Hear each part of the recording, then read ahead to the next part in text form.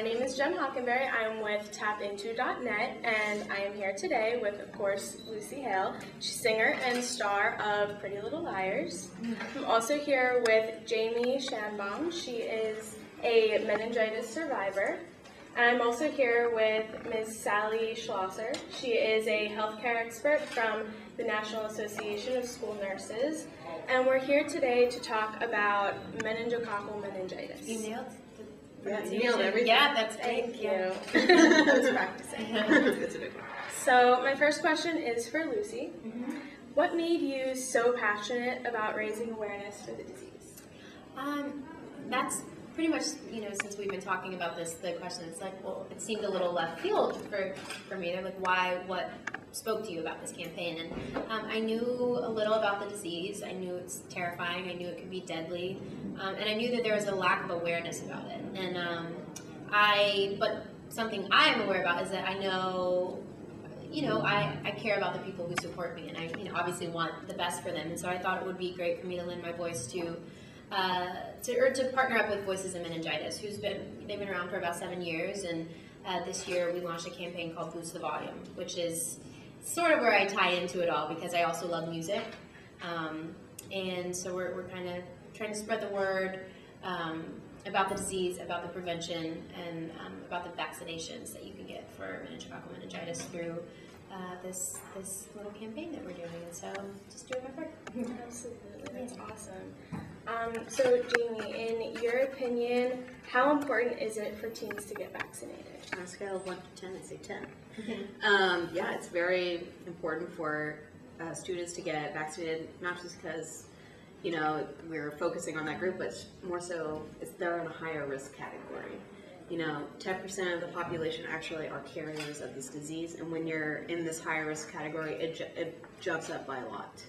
And so you have a higher chance of getting this disease. And for myself, I was in college and in a higher risk scenario, and it was fall, so the seasons were changing, and then in one night, from not feeling well to I'm in the hospital wondering if I'm going to survive.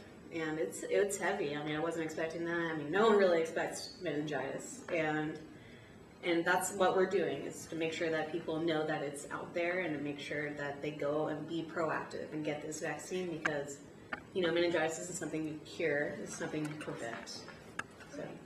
So in my opinion, I think it's very important. Sally, why is it that teens are the most at risk for the disease? The meningitis is spread by respiratory droplets. So the increased risk behaviors for teens are things like sharing eating utensils, sharing water bottles, kissing, and certainly living in close quarters. So we're concerned about children at summer camps. We're concerned about young adults in that first year of college in the dormitory. So that's why we're wanting to target this age group. But the meningitis vaccine should first be given at ages 11 and 12. The CDC recommends the first vaccine at that age. And then the efficiency of the vaccine seems to wane over about 5 years. 77.8% of people are getting that first vaccine, but only 30% are getting that second. And we wondered why. So the National Association of School Nurses and Sanofi Pasteur did a survey. Doctors said that 15% of their eligible patients and parents didn't ask for the vaccine. 30% of parents didn't know about it, and 38% said that their doctor didn't mention it at the visit. So we need awareness both from healthcare providers and from families, because we want children to check on that. We want parents to check on it and get vaccinated. Absolutely. Is it primarily found only in teens, or is it found in adults as well?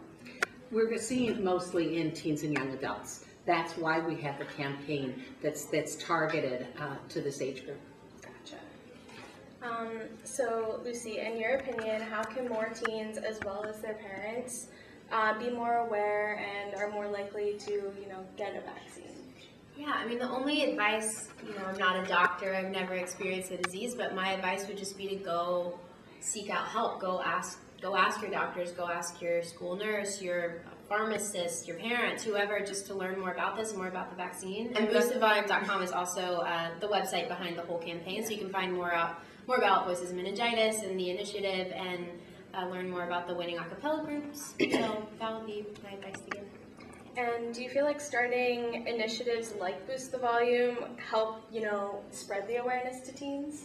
I definitely think so. I think that that's why why we're trying to raise the statistic here of the people that are getting the second vaccination. I think that the reason it is so low is because there is a lack of awareness, and because of things like social media and doing these interviews and traveling around the U.S. and getting to talk at these schools and everything. It's getting the word out there. It's like one tweet, one conversation, one phone call, like that is how you see progress. And so yeah, I definitely think anything can help in this situation. Absolutely. One of my questions was, do most doctors talk about and offer the vaccine to teens? And if they don't, shouldn't that be something they're required to do? Well, all depends on the different laws and different regulations in different states. And certainly, we want to see every healthcare provider talk about that with their patients. They're very busy, and there's a lot of things to talk to teens about, but we want to make sure that this is on their list. So that's another reason that we are out there trying to boost the volume. Absolutely. What are the typical symptoms of the disease? Well, that's what makes this so tough, is the typical symptoms are flu-like symptoms. It's having a headache, fever, body aches, maybe a stiff neck, and they progress very quickly. As Jamie said, within 24 hours, a person can lose their life to this. And so many people don't think, oh, I have flu-like symptoms. Oh, wow, maybe I need to go to the hospital. And so we really want to encourage people, don't have meningitis be part of what you're worrying about.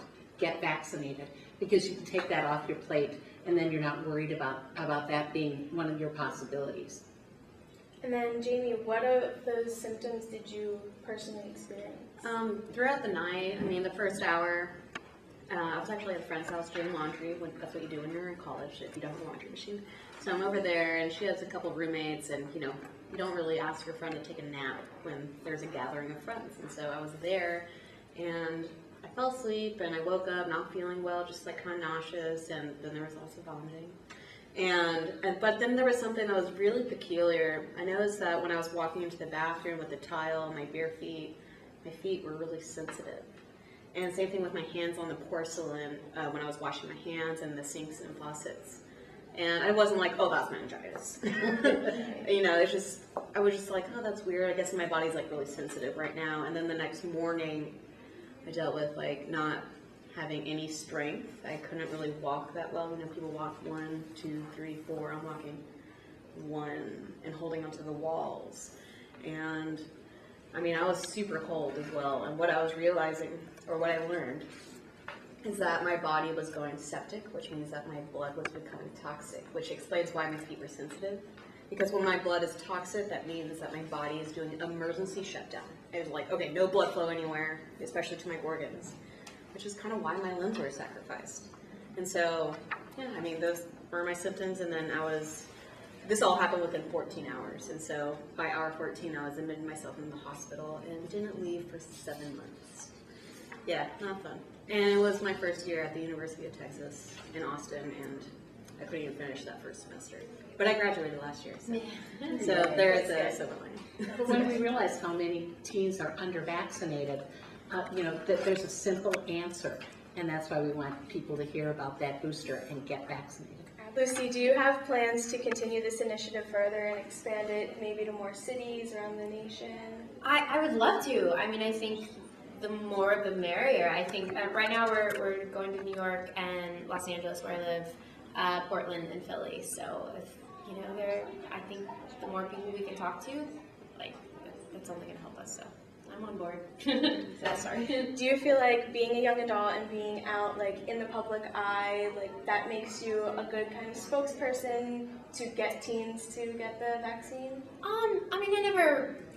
I want to say I signed up to be the role model. I just love what I do, but finding success and loving what you do, I knew that also kind of came with the territory. So having a voice, why not lend it to someone who can save a life or inform someone? And like I said, I don't have a personal connection to this disease, but after hanging out with Sally and getting to know Jamie, this is, she's an incredible person, and I just feel really connected to it now. So Why not help someone out? I've been given a lot, so it's important to give back. That's awesome. And Lucy may be very humble, but she has a very big following on Twitter and Instagram and all these, and she was lighting up the Twitter feed yesterday. And it's a great message. Absolutely. Hopefully people listen. And then my last question is to each of you. What's your best word of advice for teens everywhere? Okay. Speak to your doctor. You know, you listen to my story and also just spread the word about it because, you know, it's a very scary disease and the first thing you gotta do is just speak to your doctor or your school nurse. Talk to your school nurse and get vaccinated. Yeah, I mean, along with everything they said, visit boostofvolume.com, ask questions, know as much as you can, and get vaccinated. Thank you guys. Thank you so much.